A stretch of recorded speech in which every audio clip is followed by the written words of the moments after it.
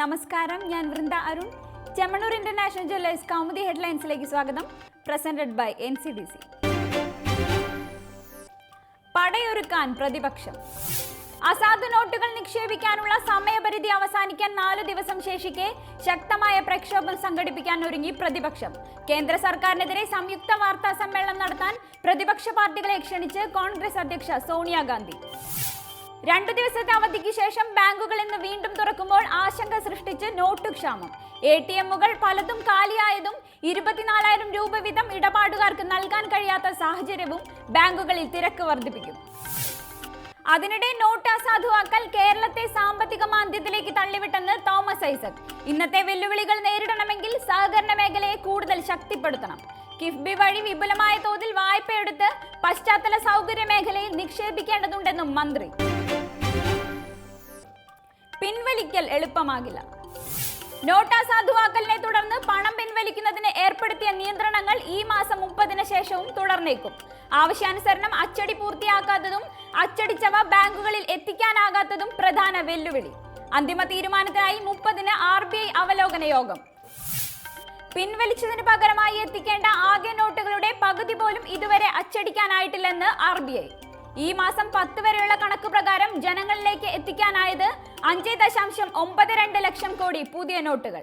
നിലവിലെ സാഹചര്യത്തിൽ ബാങ്കുകളിൽ നിന്നും ATMകൾ വഴിയും പണം പിൻവലിക്കുന്നതിന് നിയന്ത്രണങ്ങൾ തുടരേണ്ടി വരുമെന്നും വിശദീകരണം. പ്രതിസന്ധി തുടരുന്നതിനിടെ രാജ്യത്തെ സാമ്പത്തിക സ്ഥിതി വിലയിരുത്താൻ ഉന്നതതല യോഗം വിളിച്ച് പ്രധാനമന്ത്രി. വിദഗ്ധർ പങ്കെടുക്കുന്ന യോഗത്തിൽ ഇടപാടുകൾക്ക് ഏർപ്പെടുത്തിയ നിയന്ത്രണങ്ങൾ നീക്കുന്നത് സംബന്ധിച്ചും ചർച്ച. വീഴ്ചയും വിശദീകരണവും. ശബരിമലയിൽ ഇന്നലെ ഉണ്ടായ അപകടത്തിൽ പോലീസിന് വീഴ്ച പറ്റിയെന്ന് സ്പെഷ്യൽ ബ്രാഞ്ച് റിപ്പോർട്ട്. മണ്ഡലപൂജ നടക്കാനിരിക്കെ ഭക്തരുടെ തിരക്കുണ്ടാകുമെന്ന് മനസ്സിലാക്കി കൂടുതൽ സുരക്ഷ ഉറപ്പാക്കുന്നതിൽ പോലീസ് പരാജയപ്പെട്ടു. അപകട കാരണം മാളികപ്പുറത്ത് സ്ഥാപിച്ചിരുന്ന വടം പോലീസിന്റെ കയ്യിൽ നിന്ന് വഴുതിപ്പോയത്. സംഭവ സമയം ക്യൂവിലുണ്ടായിരുന്നത് ആയിരക്കണക്കിന് ഭക്തർ. ഇത്രയും പേരെ നിയന്ത്രിക്കാൻ ചുമതലപ്പെടുത്തിയിരുന്നത് 15-ൽ താഴെ പോലീസുകാരെ മാത്രം. IG ശ്രീജിത്തിന്റെ റിപ്പോർട്ടിൽ സന്നിധാനത്ത് കൂടുതൽ പോലീസിനെ വിന്യസിക്കണമെന്നും നിർദ്ദേശം. എന്നാൽ റിപ്പോർട്ട് നിഷേധിച്ച് ലോക്നാഥ് ബെഹ്റ. അപകടത്തിൽ പോലീസിന് വീഴ്ച പറ്റിയിട്ടില്ല.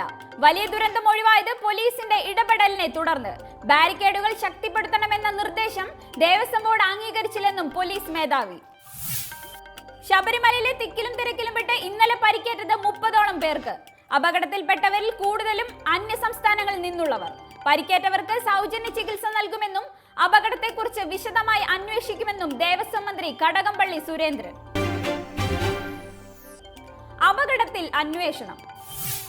92 പേരുടെ മരണത്തിനിടയാക്കിയ വിമാന ദുരന്തത്തിൽ ഭീകരാക്രമണ സാധ്യത ഉൾപ്പെടെ സമഗ്ര അന്വേഷണം പ്രഖ്യാപിച്ച് റഷ്യ. സിറിയയിലേക്ക് പുറപ്പെട്ട സൈനിക വിമാനം കരിങ്കടലിൽ തകർന്നു വീണതിന്റെ കാരണം ഇപ്പോഴും അവ്യക്തം. മരണമടഞ്ഞവരോടുള്ള ആദരസൂചകമായി റഷ്യ ഔദ്യോഗിക ദുഃഖാചരണത്തിൽ. കരിങ്കടൽ തീരത്തെ സോജിയിൽ നിന്ന് സിറിയൻ പ്രവിശ്യയായ ലഡാക്കിയിലേക്കുള്ള യാത്രക്കിടെ തകർന്നു വീണത് പ്രതിരോധ വകുപ്പിന്റെ TU-154 വിമാനം. ടേക്ക് ഓഫ് ചെയ്ത് 20 മിനിറ്റിന് ശേഷം വിമാനം റഡാറിൽ നിന്ന് അപ്രത്യക്ഷമാവുകയായിരുന്നു.